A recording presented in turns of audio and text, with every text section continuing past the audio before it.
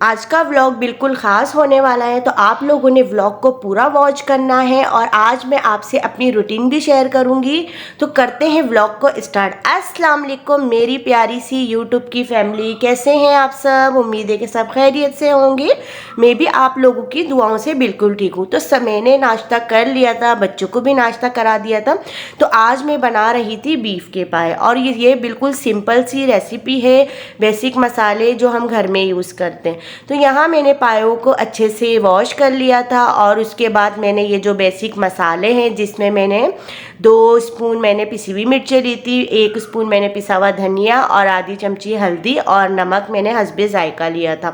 तो यहाँ हमारा ऑयल अच्छे से हो चुका था गरम और मैंने 2 अदद प्याज कटिंग करके रखी हुई थी और मैंने बिल्कुल ही इसको लाइट हल्का सा ब्राउन कर लिया था प्याज को। और मैंने 2 बड़े वाले स्पून इसके अंदर डाल दिए थे अदरक लहसुन के।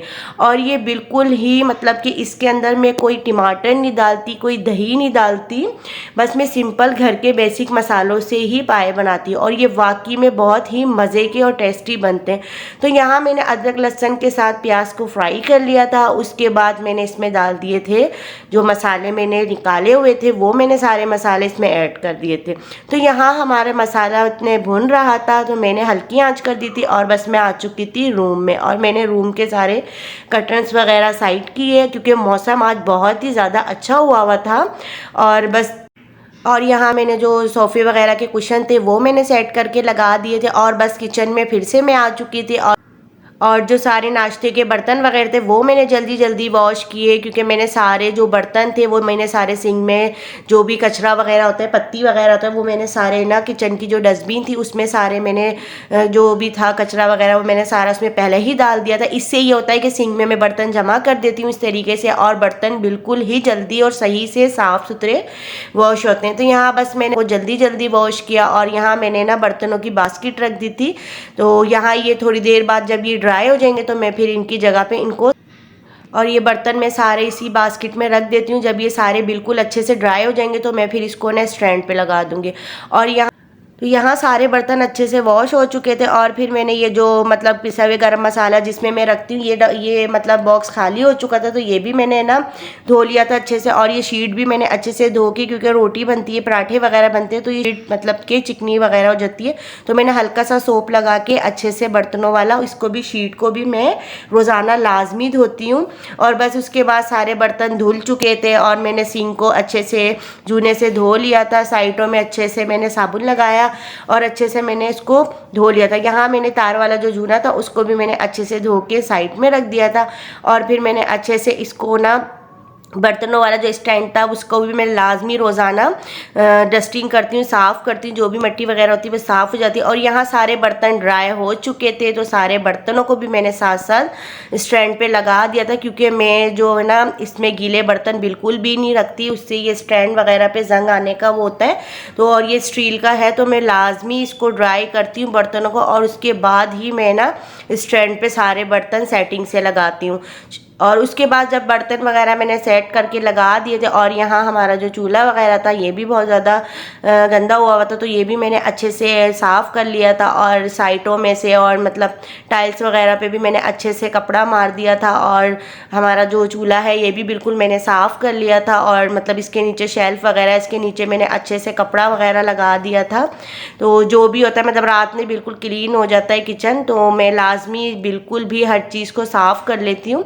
और यहाँ बस मैंने सिंक को भी अच्छे से ड्राई कर दिया था और बस उसके बाद फिर वाइपर, ये छोटा वाला वाइपर बहुत ही अच्छा है, इससे बिल्कुल अच्छे से ड्राई हो जाता है सिंक भी। और मतलब कि ना ये, और यहाँ बस मैंने ये शेल्फ़ वगैरह साफ़ की, चीज़ें थोड़ी सी साइड में करी और चीज़ें हटा के भी मैं लाजमी कपड़ा मारती हूँ, क्योंकि जो चीज़ ज़रात वगैरह होते हैं सारे खुशका वगैरह आटे का तो वो आगे पीछे।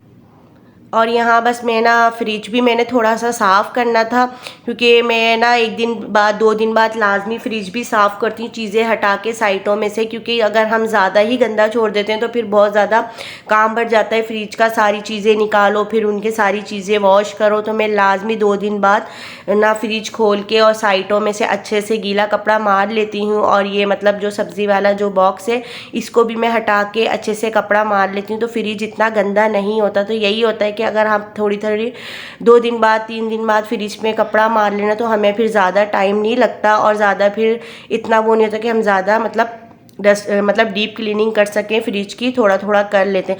और यहाँ फिर अच्छे से मसाला भी हमारा भुन चुका था और बस इसमें मैंने पाए वगैरह डाले। बस पाए ये थे का मैंने ना मसाला सिंपल सा मसाला ही भुना था और अच्छे से इसका मसाला भुनता है तो आपको पता है जितना अच्छा मसाला भुनता है उतना ही अच्छा सालन का टेस्ट आता है। तो ये बीफ के पाए तो आपको पता है बहुत ज़्यादा टाइम लेते हैं और बहुत ज़्यादा मतलब देर से गलते हैं। तो बस यहाँ बस मैंने ना जल्दी जल्दी पायों को डाला, मसाला अच्छे से भून चुका था और बस पानी मैंने अपने हिसाब से इसमें डाला था और अच्छे से मैंने ना पायों को मसाले के साथ अच्छे से मैंने मिक्स कर लिया था, क्योंकि ये जो इसमें कुछ हड्डियाँ भी थी कुछ पाए भी थे तो ये बहुत मुश्किल हो रहा था इसमें चमचा चलाना। तो बस मैंने फिर इसमें ना अच्छे से थोड़ी देर इसको मिक्स किया और फिर मैंने इसमें ना अपने हिसाब से थोड़ा पानी डाल दिया था, मतलब कि मैंने 4-5 गिलास इसमें पानी डाल के और इसको थोड़ी देर मैंने ना उबाल आने के लिए रख दिया था। तो ये सारी जो हड्डियाँ जो पाए अंदर डिप हो गए थे तो फिर पानी मुझे मतलब ठीक लगा था, तो उसके हिसाब से मैंने बस सही था पानी, तो फिर मैंने इसको कवर कर दिया था ताकि हमारे जो पाए हैं इसमें उबाल आ जाए। और यहाँ बस मैंने पाए को हल्की आंच पे पकने रख दिया था और यहाँ मैं हो चुकी थी रेडी। और मैंने जाना था कफ़ाया मॉल ना, क्योंकि वहाँ मुझे मेरी फ्रेंड थी उसने मुझे बताया था कि वहाँ ना मतलब इजीबल प्राइस में ना चिकन वगैरह बीफ वगैरह मिल रहे हैं 14 अगस्त के उस पर। तो यहाँ बस में मौसम भी बहुत ज़बरदस्त हुआ था और यहाँ हर जगह फ्लैग वगैरह भी थे, स्टॉल वगैरह लगे हुए थे। तो यहाँ हम आ चुके थे मॉल और बस ना मैं फ़र्स्ट टाइम ही इसी मॉल में आई हूँ। वैसे तो मैं इम्तियाज़ मॉल जाती हूँ लेकिन इस मॉल में मैं फ़र्स्ट टाइम आई हूँ। और बस यहाँ बस हमने एंट्री की और बस यहाँ जब देखा तो यहाँ बहुत ज़्यादा रश वगैरह हुआ था, क्योंकि यहाँ इजीबल प्राइस में मिल रही थी चिकन भी बीफ भी और मतलब कि ऑयल पे भी इसमें मतलब डिस्काउंट दिया हुआ था।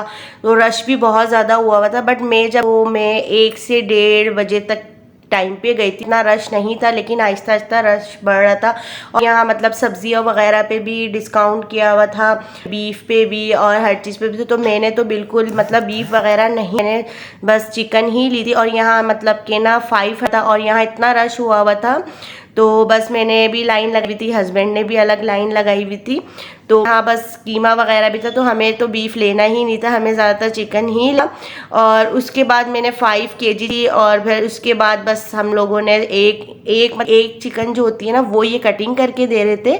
तो बस यहाँ हमने ना बटर मतलब बहुत मतलब यहाँ भी बहुत इजीबल प्राइस में मिल रहा था, तो ये मतलब हमें गाइड कर रही थी और इन्होंने ये वाला बटर बताया था।